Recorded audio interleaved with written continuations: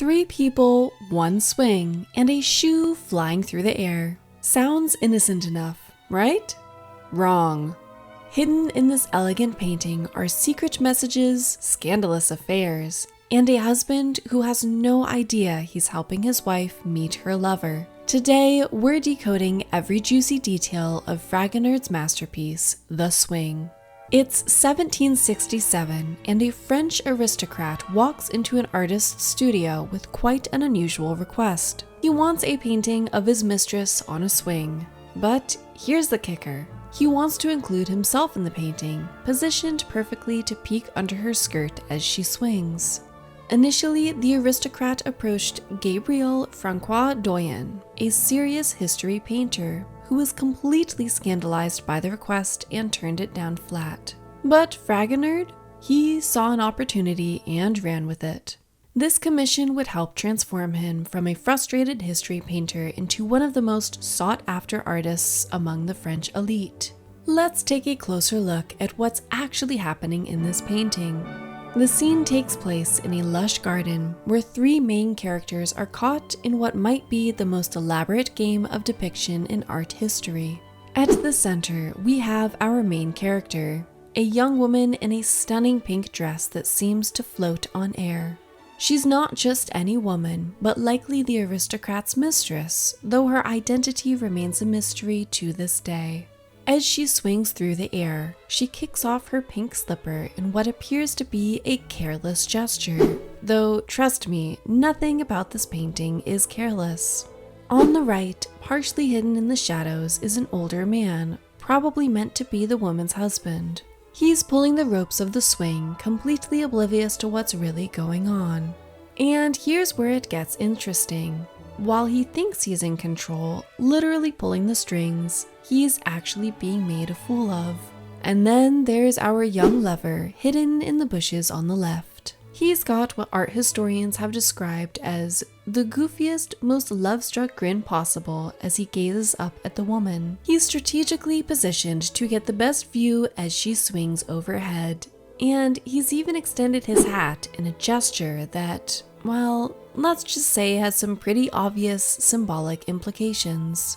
Now, the setting itself is absolutely critical to understanding this painting's deeper meaning. The garden setting in The Swing is far more than just a pretty backdrop.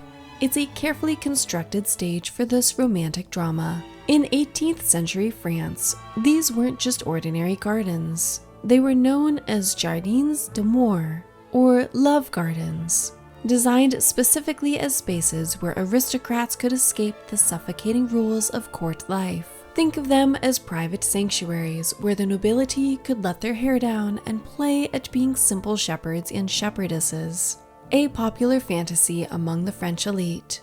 These pleasure gardens were architectural marvels, blending natural and artificial elements to create spaces that felt both wild and controlled.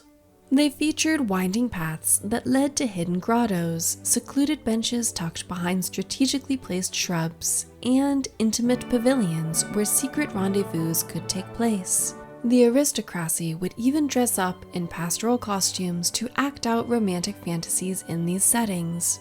Notice how our swinging lady wears a shepherdess's hat, known as a bergère, as part of this romantic roleplay.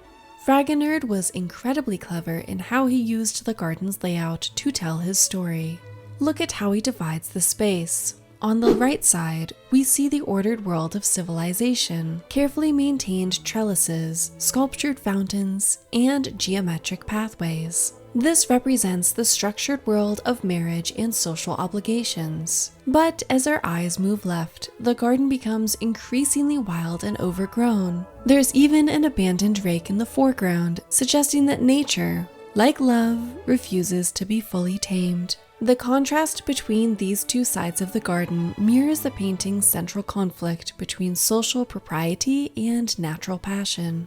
It's as if Fragonard is telling us that just as the wild roses will always break through the garden's neat borders, human desire can't be completely contained by social rules and marriage vows.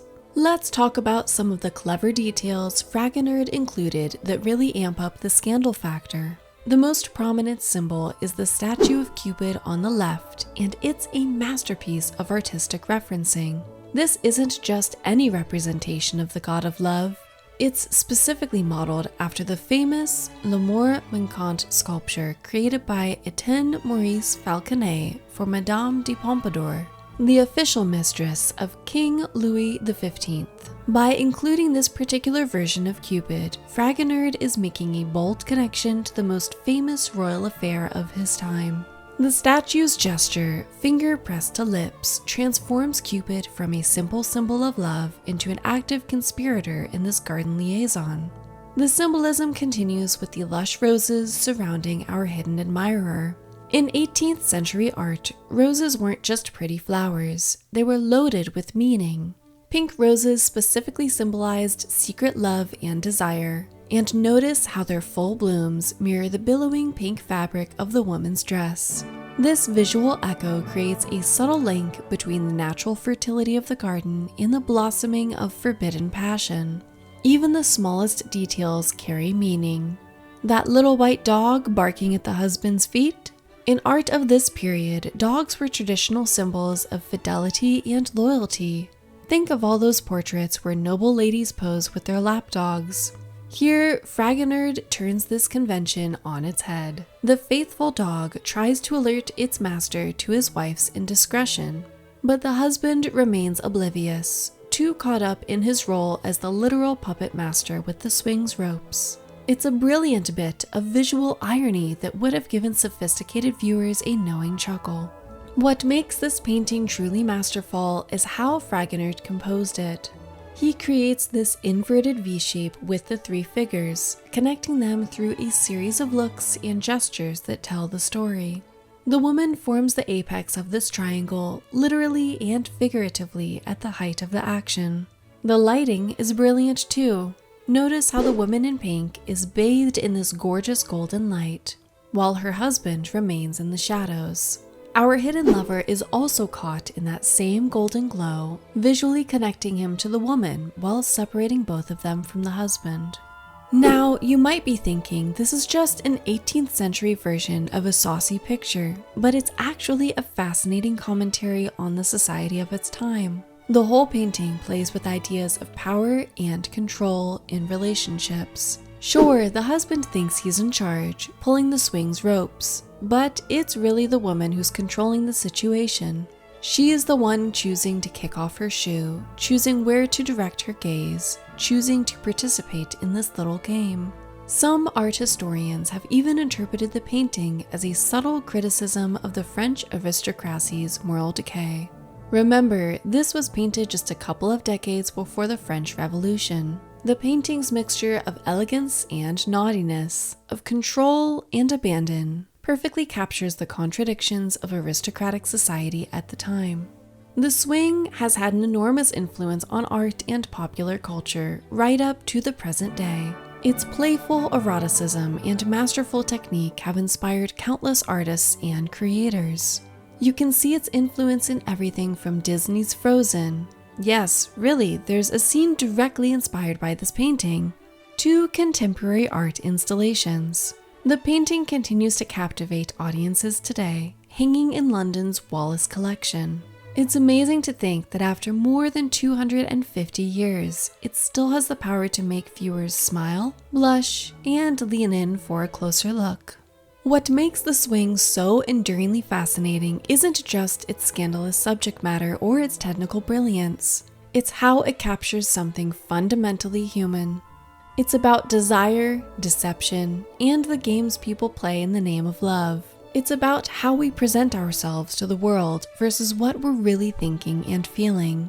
The painting reminds us that people haven't changed all that much in 250 years. We still deal with the same emotions, the same relationship dynamics, and the same tension between social propriety and personal desire. Fragonard just happened to capture it all in one brilliant moment, frozen in time. If you enjoyed uncovering the secrets of The Swing, hit that like button.